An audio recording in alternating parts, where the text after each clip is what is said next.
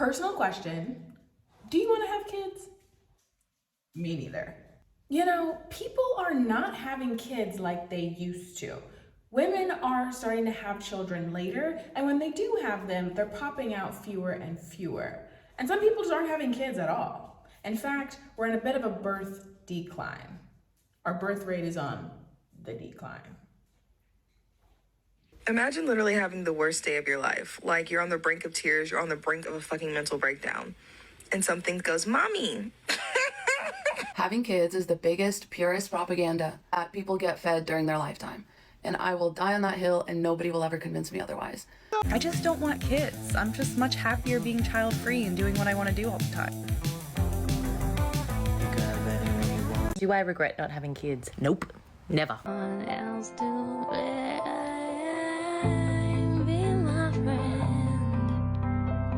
Hi, I'm Ashara, and I make videos at the intersection of sociology, psychology, technology, and media.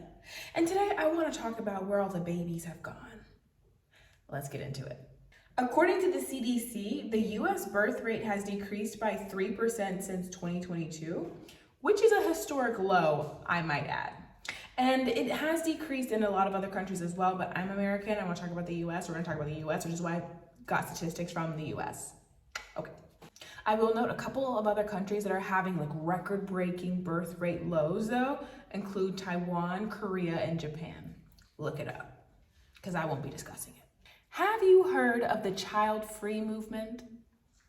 It's an online community for people, though from my research, it seems like it's mostly women, but people who have decided to not procreate. They are not having babies, they are not having children, not even like adopting or fostering children. They're just not having kids. I mean, same. And they'll cite a lot of different reasons for why they don't want to have kids. For example, they'll say that they simply don't want to be parents, valid reason. The price of having a kid, like the cost of rearing a child, has skyrocketed since, I don't know, the 1950s or so, valid. They want free time, free will to do whatever it is they want to do, whenever they want to do it, valid. And some people have even said that it seems a bit unethical given the state of the world. Valid. Pop quiz. Do you know what the happiest demographic is? If you said child-free single women, you're correct.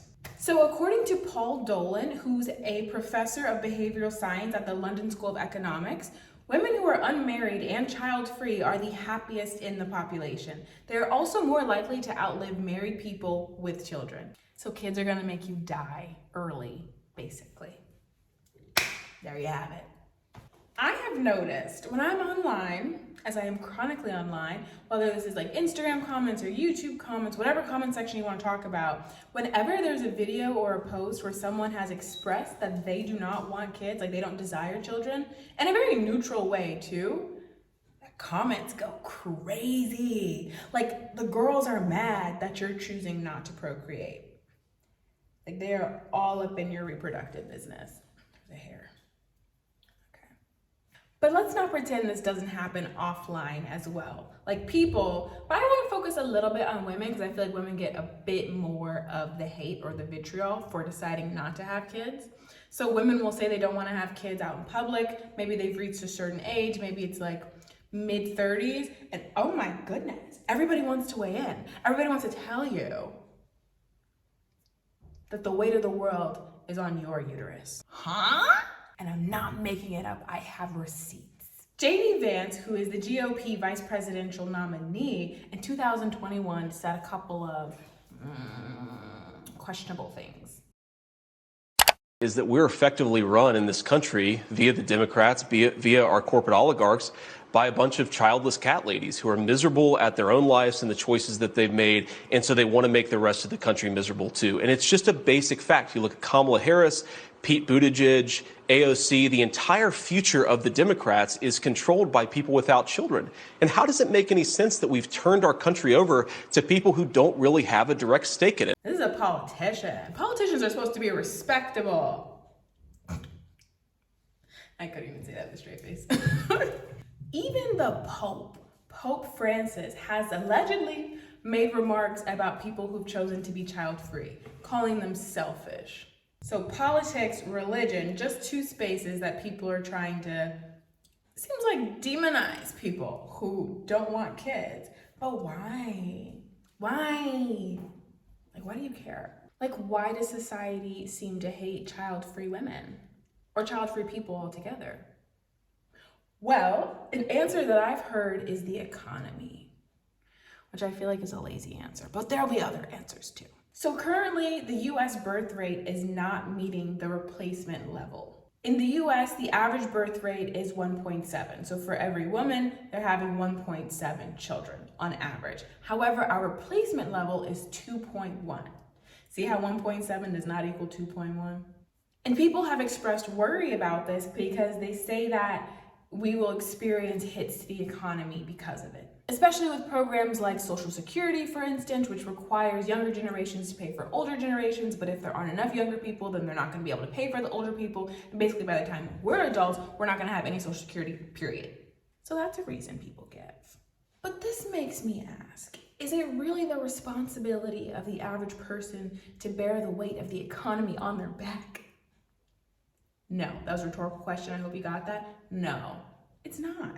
Maybe we just get a new system. Now, my second reason or hypothesis as to why society gets so upset when women say they don't want to have kids, and I think this is the one that is a bit more plausible, is because it's a rejection of gender norms. Ashara, stop talking about gender. I will stop talking about gender when gender ceases to be important to the topic of conversation, okay? It is very much a part of this one. For a grown woman who is able to have a kid and chooses not to is a rejection of societal norms. Specifically, it's a rejection of gender norms. From like the beginning of time, women have been tasked with carrying babies. You marry a man, if we're talking about heteronormative relationships, you marry a man, you have his children, you pass on the lineage. And some people like to say legacy, but we'll circle back to that later because that is incorrect. Before women had rights, it's literally all that was expected of them. Stay home, have a kid, actually have multiple kids. Good life, right? Wrong. It used to be regarded as a woman's duty per se, at least in the public sphere it was, and that's something you could really say out loud. Now, I think people still hold that sentiment, though they say that last part quietly. They'll say it in other ways. And so to not have kids upsets a very narrow view of what a lot of people think the world should be doing.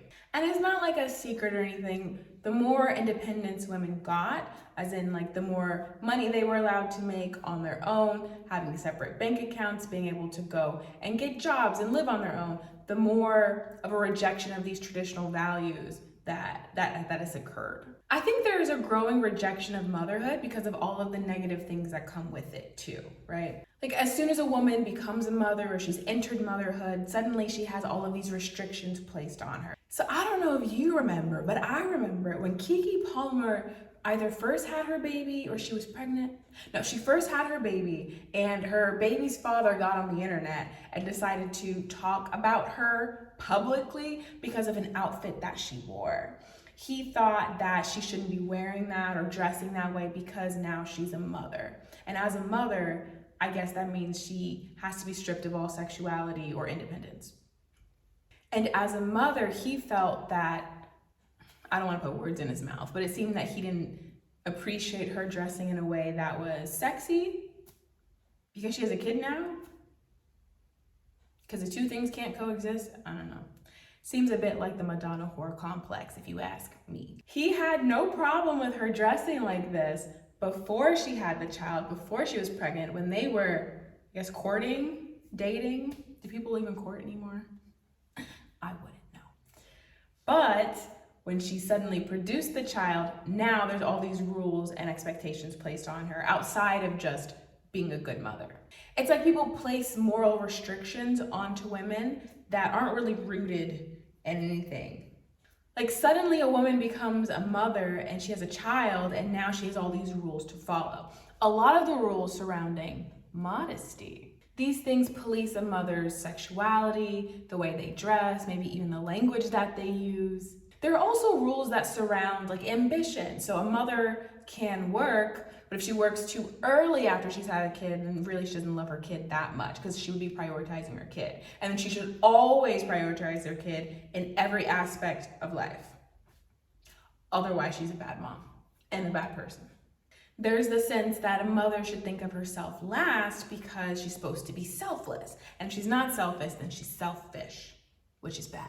And just to be clear, I'm not saying these things. Ashara is not saying these things. These are just things that I have heard as a woman growing up in the world and also on the internet. So when a woman rejects motherhood, she rejects, in a certain sense, some layers or forms of control.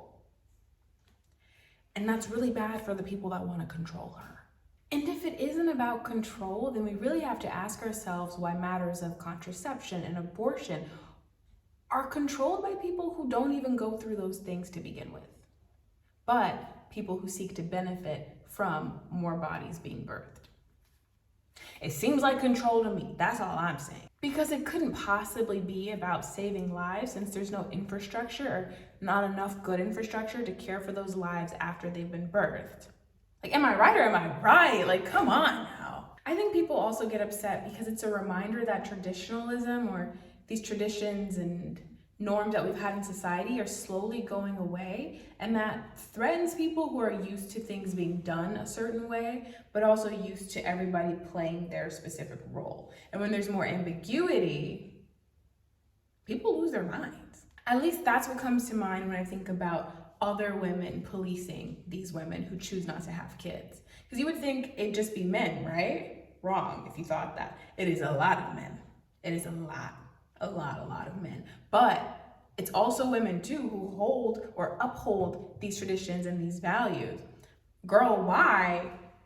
I don't know. Like, what do they seek to gain? I don't know, maybe it's like the misery loves company kind of thing. Like, I had to endure pushing out 3 babies and giving up what I wanted in life to be a mother, so you should have to too. There's a group on Reddit dedicated to people who have had kids and they regret having kids. I've browsed through it. Sad. On a lighter note, I want to respond to some of the things that I've been told when I've said I don't want to have kids. Mind you, I've known I've not wanted kids since I was like 10 years old. So I've been hearing things for a long time. And I'm only 24, but I've heard a lot of things. So let's begin. People will say, you're gonna be alone at the old folks' home and nobody's gonna be there to care for you in your old age if you don't have kids. first of all, why do you care? Who are you? Why do you care about me so much? Are you a fan? It's giving fan behavior. But you shouldn't have children solely so that they will take care of you when you are older. That is selfish. It's also not the child's responsibility, as they are an autonomous adult who can make their own decisions. Also, having a child doesn't guarantee that you'll have a good enough relationship with them that they will come and visit you in the old folks' home. In fact, you probably wouldn't be staying in an old folks' home if you had a good enough relationship with your child. This is fun. I feel like I'm like a sassy little argument. You ever had jouska with yourself? Jouska is a word that comes to us from the Polish. It means having a hypothetical conversation that you replay over and over in your head. I have jouska all the time. I've also heard that I am selfish for not choosing to have children. This one I really don't understand, because to me it is the most selfish thing to have a kid solely because you want to have a kid. That person didn't ask to be brought here. You did it because you wanted to do it. This one is a real doozy. I've also gotten that it is my duty or purpose in life to have a child. Huh? It should go without saying, but I'm gonna say it anyways for the people in the back. Children should be born or brought into this world because a parent wants to rear life and nurture life, not born because of a duty to the world that doesn't actually exist.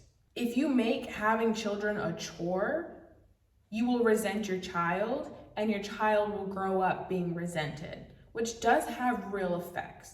Ugh. And this age-old one, oh my goodness, I can't get over it. Your child is your legacy. You're not gonna have a legacy if you don't have a child. Shut up. Shut up. You are your own legacy. Your child is not your legacy, that's your lineage. People seem to be getting the two of those things conflated. Like, please name any of the children that were born to the Little Rock Nine or any of Genghis Khan's children. These are like really important figures in history, and you can't name any of their kids, bro, off the top of the dome. It's almost like their children aren't their legacy, and that them and what they've chosen to do in their lifetime is their own legacy. Okay, well, I feel like this video was very cathartic for me. Do you feel better? I hope you do. Well, that's all I've got to say on the matter. If you have anything else you want to add, let me know, because I would love to chat about it. This is the part where I beg you for engagement. Please. What do you want me to do? You want me to dance for you and then you'll like my video? I'll do it. That's what you want.